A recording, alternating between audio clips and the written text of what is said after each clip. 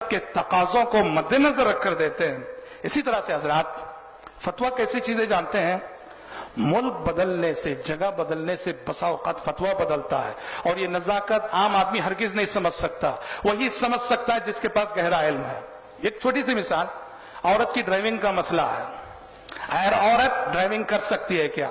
محدث اللہ سر علامہ البانی رحمت اللہ علیہ سے فتویٰ پوچھا گیا، جی ہاں، تو انہوں نے کہا اذا كان يجوز لها ان تركب الحمارة فيجوز لها ان تركب السيارة، یا ان تقود السيارة۔ کہا کہ نبی کریم صلی اللہ علیہ وسلم کے زمانے میں عورت گدھا چلاتی تھی، اونٹ پہ بیٹھ کے اونٹ کی سواری کرتی تھی عورت، تو لہٰذا میرے نزدیک جائز ہے، عورت گاڑی چلا سکتی ہے۔ علامہ البانی رحمت اللہ علیہ کا فتویٰ ہے چلا سکتی ہے۔ یہ علامہ البانی رحمت اللہ علیہ جس ماحول میں تھے، جہاں تھے، وہاں وہ چیز کامن ہو چکی تھی، لہذا نص کے پیش نظر علامہ البانی رحمت اللہ علیہ نے کہا کہ جائز ہے۔ علماء سعودی عرب کے آگے جب یہ مسئلہ پیش کیا گیا، انہوں نے کیا کہا؟ تمام سعودی عرب کے علماء کی متفقہ رہے، کہا کہ ناجائز ہے، حرام ہے۔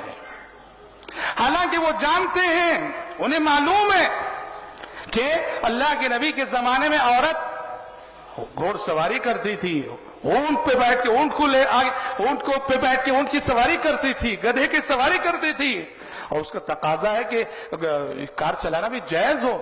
لیکن سعودی عرب کے معاشرے کو مد نظر رکھتے ہوئے اگر جواز کا جائز ہونے کا فتویٰ دے دیا جائے، وہاں جن خرابیوں کے پیدا ہونے کا اندیشہ انہیں تھا، تو سد الذرائع کے طور پر وہاں کے علماء نے کہا کہ عورت کے لیے ڈرائیونگ کرنا ناجائز ہے۔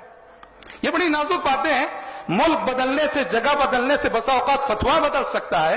جی ہاں، ایک عالم کا فتویٰ دیتا ہے، ان نزاکتوں کو سامنے رکھ کے دیتا ہے۔ ایک اور مثال میں آپ کو دیتا ہوں، دیکھو قاتل کے سلسلے میں، ایک مومن کا جو قاتل ہوتا ہے نا، کسی مسلمان کو قتل کرتا ہے، اس کے سلسلے میں قرآن نے کیا کہا؟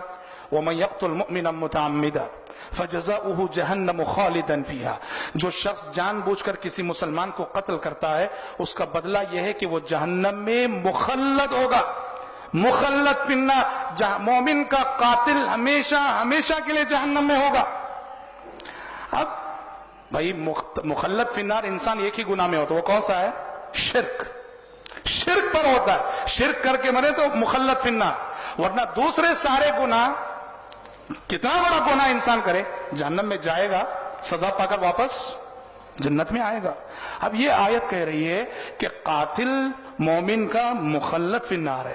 مفسرین توجیہ کرتے ہیں کہ اس سے مراد وہ قاتل ہے جو ایک مومن کے قتل کو حلال سمجھتا ہو، حلال سمجھ کے، جائز سمجھ کے، ایک ناجائز کو جائز سمجھ کے، ایک حرام کو حلال سمجھ کے اگر کوئی قتل کرتا ہے، وہ مخلد فی النار ہوگا۔ یہ توجیہ الحمدللہ ابن عباس رضی اللہ عنہ سے اور بعض سلف سے یہ نقطہ منقول ہے کہ اگر کوئی شخص آپ کے پاس آتا ہے، اس حال میں ہے کہ انتقام کی آگ میں جل رہا ہے، کسی سے اسے بدلہ لینا ہے، غصے میں ہے، ہاتھ میں تلوار پکڑے ہوئے ہے، وہ آ کے آپ سے فتویٰ پوچھ رہا ہے کہ ذرا بتائیے مومن کے قتل سے ہمیشہ جہنم میں تو جلنا نہیں پڑے گا نا، ذرے دن ہی نا؟